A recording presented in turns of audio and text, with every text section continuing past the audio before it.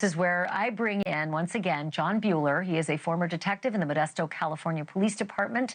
He worked on the Lacy Peterson case and questioned Scott Peterson the day after Lacy went missing. Jon, good to have you back. Thank you so much for returning. Since I last talked to you, these lobby bar videos have surfaced, and it shows a heck of a lot of drunk behavior, and certainly what appears to be vomiting on the part of the young man, maybe vomiting on the part of the young woman, and a lot of stumbling. So has your metric changed at all, being able to see these videos? Well, not a heck of a lot, because it still is not necessarily a crime here. The C is pretty tough to fight against. And in this situation, it'd be real easy to lace circumstantial evidence and destroy it with the fact that we don't even know if she was murdered or anything like that. It could have been a situation where she disappeared out at sea. The longer she's gone, the less chance we're going to find her. And with his sometimes conditional cooperation, he's created some reasonable doubt on how honest he is. But at the same time, we don't even know if there's a crime here. Let me ask you something about the law. And every law is different in every other country. But from what I understand, the Dominican Republic has laws that mirror the United States for the most part. And I do understand that you can be detained for 48 hours in the Dominican Republic without charges. But we are way past that. I think we're day 9 or 10. I've lost count at this point. And so I'm just sort of curious about how the State Department would get involved here.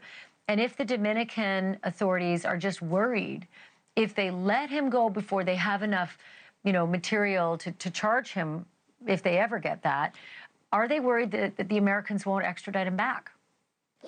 Well, they could be worried about that, but the big thing, it seems to me, is with the amount of time that they've got invested in talking to him, whether it's an interview or an interrogation, it really depends on what the pressure is on him when they're talking to him and his cooperation level.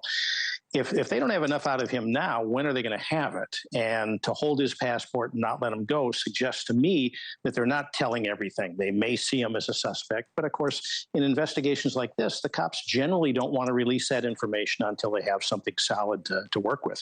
But no matter where this thing turns out, even if they made an arrest on this, you still have an enormous piece of reasonable doubt on the fact that your videos there showed that they were all liquored up, they were under the influence, there were no witnesses on the beach, they were in the water conditions were high, and we can't rule out that she lost her footing, drowned, was taken out to sea. Nighttime in the ocean, there's a lot of hungry things down there swimming around.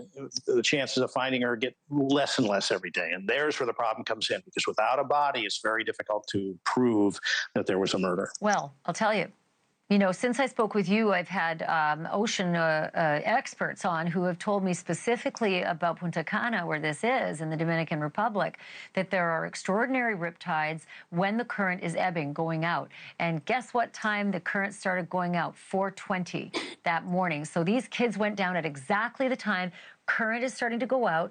There's a huge sweep current down the beach, and our experts said at some point, if you're sweeping down the beach, you're going to hit the rip current that takes all that volume of water that's roiling into shore and rips it out like a fast-moving rapids stream. And there have been so many other people who've died that way in that exact spot, bodies never to have been found. A whole family of 4 was killed that way, and they don't always find these bodies. They rarely actually find these bodies. So that's what I'm curious about. If the Americans are there, and they say they are, they say they've interviewed them, the sheriff from the home district of Sudiksha, if they smelled a rat, wouldn't the Americans have already acted already? I think we're even getting it to day 12 or 13 at this point. Wouldn't the Americans have already struck if there was something to strike? Well, if there was something that they could hang their hat on to make an arrest, I think they would have done it by now. It seems more in line that they're trying to gather evidence because they just don't have enough to make anything fit. But again, they might be in a situation where they're grasping at straws because they don't want to let him go with it hanging over their head that he might have been guilty of some foul play. What do you see as the biggest problems in this case if, and let's say big if, because I have seen a lot of media reporting that he's a person of interest over and over, and that is a lie. He is not a person of interest. The sheriff's PIO made a mistake and then retracted that mistake, and yet the media keeps calling him that. They even name him, and if he's an innocent guy, his name is mud and he's ruined. But what is the biggest problem for this case if it in fact turns out to be a criminal case? Well, it still remains that a skilled defense attorney is going to be able to throw in front of the jury the possibility to create reasonable doubt that the ocean may have taken her. And that with these videos, it actually works in his benefit to show that he's so far under the influence that he might not be totally in control of himself. He even mentioned in one of the interviews that he might have passed out a few times after he came back out from the water. And when you have these many things going on, they can hang their hat on that. And all you need is one juror to say, gosh, I just don't think they have it. And then they come back with a not guilty on that, or at least a hung jury, something like that.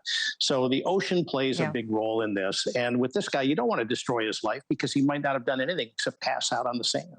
Thanks for watching. Go to joinnn.com to find NewsNation on your screen. And don't forget to click the red subscribe button below to get more of NewsNation's fact-driven, unbiased coverage.